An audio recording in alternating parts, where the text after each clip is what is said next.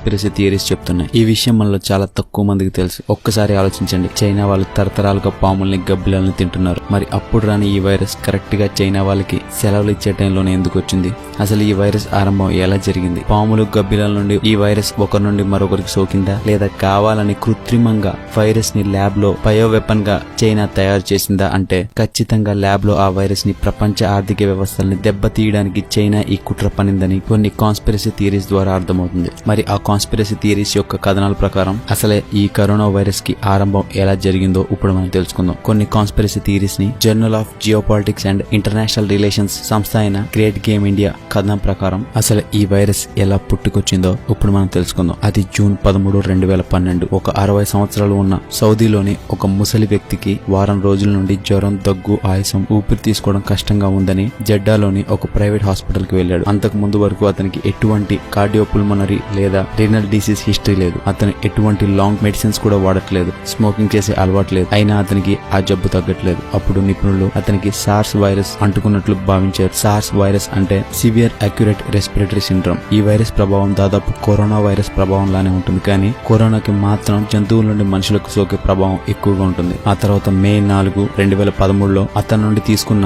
శాంపులే corona virus కి ఆరంభం. దానికి వాళ్ళు సౌదీ సార్స్ అని పేరు పెట్టారు. ఆ శాంపుల్ ని నెదర్లాండ్స్ రోటర్డామ్ లోని రాన్ఫార్చూర్ ఆఫ్ ఎరామస్ మెడికల్ సెంటర్ కి పంపించారు. ఆ తర్వాత అక్కడ కొన్ని ప్రయోగాలు చేసి ఆ వైరస్ ని కెనడా నేషనల్ మైక్రోబయాలజీ ల్యాబ్ కి పంపించారు. అప్పుడు ఆ వైరస్ ని కెనడా ల్యాబ్ లోని వైరాలజీ స్పెషలిస్ట్ అయిన ఫ్రాంక్ ప్లమ్మర్ కి దాని మీద పరిశోధనలు చేయడానికి పంపడం జరిగింది. ఇక అప్పుడే అసలు కథ మొదలైంది. 2019లో ఆయనతో పాటు ఆ వైరస్ మీద పరిశోధనలు చేయడానికి కొంతమంది చైనీస్ వైరాలజిస్ట్ బృందం ఆయనకి ఆ వైరస్ టెస్టింగ్ లో సహాయంగా ఉన్నారు. అప్పుడు వారు the only level 4 facility equipped lab లో ఫస్ట్ కరోనా పేషెంట్ నుండి తీసుకునబడ్డ వరల్డ్ డెడ్లియెస్ట్ డిజీజ్ శాంపుల్ ని ఎగ్జామిన్ చేయడం మొదలు పెట్టారు. ఆ చైనీస్ వైరాలజిస్ట్ బృందానికి జియాంగ్యూ క్యూ అనే ఆమె హెడ్. ఫ్రాంక్ ప్లమ్మర్ కి తెలియకుండా ఆ బృందం కెనడియన్ ల్యాబ్ నుండి ఆ వైరస్ శాంపుల్ ని దొంగలించి అదును చూసి చైనాకు పంపే ప్రయత్నంలో ఉన్నారు. 2019లో అనుమాన స్థితిలో కొన్ని వైరస్లు చైనాకి పంపినట్లు కొన్ని షిప్మెంట్ల ద్వారా తేలింది. ఈ విషయం తెలుసుకున్న కొంతమంది బయోవార్ ఎక్స్పర్ట్స్ క్వశ్చన్ చేయడం మొదలు పెట్టారు. ఎందుకు కెనడా చైనాకి లీథల్ వైరస్ లను పంపుతుంది? దాని కారణంగా బయో వార్ఫేర్ మేజర్ స్కాండల్స్ అయ్యే ప్రమాదం ఉందని హెచ్చరించారు. ఎవరికి తెలియని విషయం ఏంటంటే ఈ చైనీస్ వైరాలజిస్ట్ జియాంగ్యూ క్యూ బృందం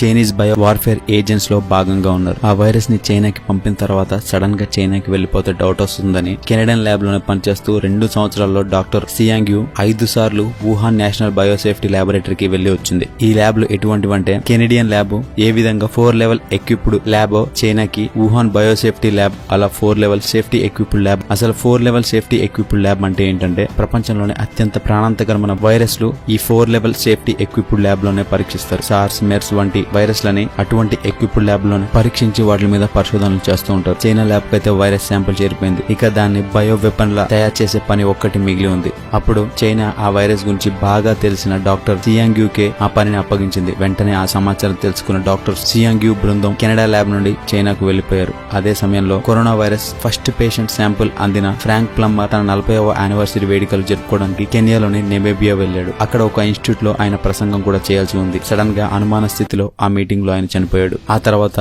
డాక్టర్ సియాంగ్యూ బృందం వుహాన్ ల్యాబ్ లో ఆ వైరస్ శాంపుల్ ని ఒక బయో వెపన్ లా మార్చి ఆ ల్యాబ్ నుండి 20 మైళ్ల దూరంలో ఉన్న వుహాన్ ఫిష్ మార్కెట్ లో ఆ వైరస్ ని అదును చూసి వదిలారు. ఇక్కడ మనం ఆలోచించాల్సిన విషయం ఏంటంటే డిసెంబర్ లో మొట్టమొదటి కరోనా కేసు చైనాలో నమోదైంది. ఆ తర్వాత జనవరి మొత్తం చైనీస్ కి ప్రతి సంవత్సరం లాగే హాలిడేస్ ప్రకటిస్తారు. ఆ వైరస్ సోకిన చైనీస్లు హాలిడేస్ కి ప్రపంచ దేశాలన్నింటినీ చుట్టుముడతారు. అలా వైరస్ సోకిన చైనీస్లు ప్రపంచ వ్యాప్తంగా అన్ని దేశాలకి వెళ్లడంతో ఈ వైరస్ అన్ని దేశాలకి పాకింది. ఇక్కడ మనం గమనించాల్సిన విషయం ఏంటంటే ప్రపంచం మొత్తం కరోనాకి గురైంది, కానీ రష్యా మరియు నార్త్ కొరియా ఈ 2 దేశాలు మాత్రం కరోనా వైరస్ కి సంబంధించి ఒక్క కేసు కూడా నమోదవలేదు. కారణం ఆ 2 దేశాలు మొదటి నుండే చైనా దేశంతో మ్యూచువల్ రిలేషన్షిప్ లో ఉన్నాయి. మరోవైపు చూస్తే south Korea, UK, Italy, Spain మరియు ఆసియా ఖండంలోని దేశాలు సివియర్ గా దెబ్బతిన్నాయి. ఎప్పుడైనా ఆలోచించారా ప్రపంచాన్ని వణికించిన ఈ వైరస్ సడన్ గా వుహాన్ నుండి ఎలా వైరస్ ఫ్రీ అయ్యిందని? చైనా ఒకవైపు ఏమని చెప్తుందంటే జాగ్రత్త చర్యలు తీసుకున్నాము, ఇతర దేశాలకు ఈ వైరస్ పాకకుండా వుహాన్, హూబే ఈ 2 ప్రావిన్స్ లని లాక్ చేశామని చెప్తుంది. ఇక్కడ ఎదురవుతున్న ప్రశ్న ఏంటంటే ప్రపంచ నలుమూలలోకి చేరుకున్న ఈ వైరస్ వుహాన్ నుంచి చైనా రాజధాని అయిన బీజింగ్ వరకు ఎందుకు వెళ్ళలేదు? బీజింగ్ లో ఇప్పటి వరకు ఒక్క కరోనా కేసు కూడా లేదు. కేవలం వుహాన్ లోనే ఎందుకు? ఆసక్తికరమైన విషయం ఏంటంటే ప్రపంచ దేశాల బిజినెస్ లు ఆర్థిక వ్యవస్థలు మూతపడితే ఈ వైరస్ పుట్టిందనుకుంటున్న వుహాన్ లో మాత్రం ఇప్పుడు బిజినెస్ రన్ అవుతుంది. అమెరికా మరియు ఇతర దేశాలు ఫైనాన్షియల్ గా డిస్ట్రాయ్ అవుతున్నాయి. తొందరలో అమెరికన్ ఎకానమీ కొలాప్స్ అవుతుంది. ఇప్పటికే అమెరికాలో 50% జీడీపీ లాస్ లో ఉంది. అమెరికాలో 30% అన్ఎంప్లాయ్మెంట్ రేట్ పడిపోయింది. ఆర్థిక పరంగా మరియు మిలిటరీ పరంగా చైనా యుఎస్ తో ఎదురుగా తలపడలేదని చైనాకి తెలుసు. అందుకే రక్తం చిందించకుండా బయోవార్ చేద్దామని చైనా భావించింది. అంతెందుకు చైనా అధ్యక్షుడైన జిన్పింగ్ కరోనా ద్వారా ఎఫెక్ట్ అయిన వుహాన్ని సందర్శించినప్పుడు ఎటువంటి జాగ్రత్తలు తీసుకోకుండా కేవలం ₹2 RM1 మాస్క్ ధరించుకొని వెళ్లాడు. దాని అర్థం వుహాన్ లో ఉండే వైరస్ అతన్ని ఏమీ చేయలేదు కాబట్టి. దానికి కారణం ముందే యాంటీడోట్ ని తన బాడీలో ఇంజెక్ట్ చేసుకున్నాడు కాబట్టి. అయితే వుహాన్ ఫిష్ మార్కెట్ అనేది జస్ట్ షోకేస్, ప్రపంచ దృష్టిని మళ్లించడానికి చేసిన ప్రీ ప్లాన్. డిసెంబర్ 2019లో వుహాన్ లో కరోనా వైరస్ గుర్తించామని చెప్పింది. ఆ తర్వాత చైనీస్ ప్రతి సంవత్సరం జనవరిలో హాలిడేస్ వస్తాయి. కరోనా సోకిన చైనీస్ వ్యక్తులు హాలిడేస్ కి ప్రపంచ దేశాలకు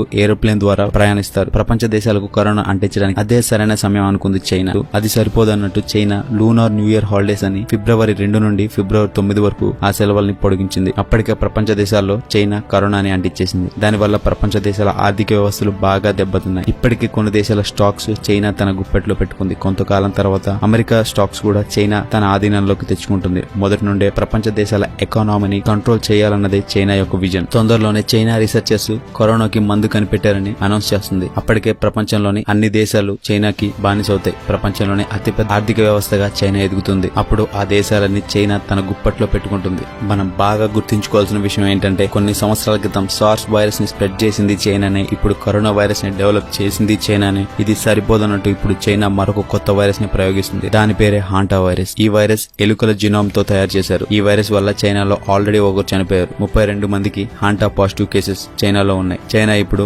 మళ్లీ బార్డర్స్ క్లోజ్ చేసేసామంటుంది. మరి ఇంత దారుణానికి పాల్పడుతున్న చైనాని ఏం చేయాలి అంటున్నాయి కొన్ని కాన్స్పిరసీ థియరీస్. ప్రస్తుతం మొన్న శుక్రవారం WHO అంటే వరల్డ్ హెల్త్ ఆర్గనైజేషన్ ఈ కరోనాని ప్రపంచం నుండి నిర్మూలించడానికి ఒక గ్లోబల్ మెగా ట్రయల్ ని అనౌన్స్ చేసింది. దాన్ని సాలిడారిటీ అంటారు. ఆ ట్రయల్ ద్వారా ఆల్రెడీ ఎగ్జిస్టెన్స్ లో ఉన్న 4 డ్రగ్స్ ని కలిపి కరోనాకి యాంటీడోట్ ని కనుగొనున్నారు. ఒకవేళ అది సక్సెస్ అయితే కరోనాకి యాంటీడోట్ కనుగొన్నట్టే. ఆ డ్రగ్స్ ఏంటంటే రెమ్డెసివిర్, అది ఒక యాంటీవైరల్ కాంపౌండ్, క్లోరోక్యూన్ మరియు హైడ్రోక్లోరోక్యూన్, ఇది మలేరియాకు ఉపయోగించే మెడిసిన్, లోపినావిర్ అండ్ రిటోనావిర్, ఇది HIV డ్రగ్స్ యొక్క కాంబినేషన్. ఇక 4వది ఏంటంటే లోపినావిర్ మరియు రిటోనావిర్ ప్లస్ ఇంటర్ఫెరాన్ బేటా, ఇది ఇమ్యూన్ సిస్టమ్ చుట్టూ ఉండే వైరస్ ని క్రిపుల్ చేసే మెడిసిన్. ఈ 4 డ్రగ్స్ ని కలిపి WHO కరోనాకి మందును కనుక్కోనుంది. చైనా ఇంత దారుణానికి ఒడిగట్టిందని మనకు తెలిసినా గానీ మనం ఇప్పుడు ఏమీ చేయలేం. ఈ వీడియో నచ్చినట్లయితే మీరు లైక్ చేయకపోయినా పర్లేదు, షేర్ చేయండి. ఎక్కడ దాకా? చైనాని ప్రశ్నించే మన నేతల వద్దకు వెళ్లేదాకా. జై హింద్.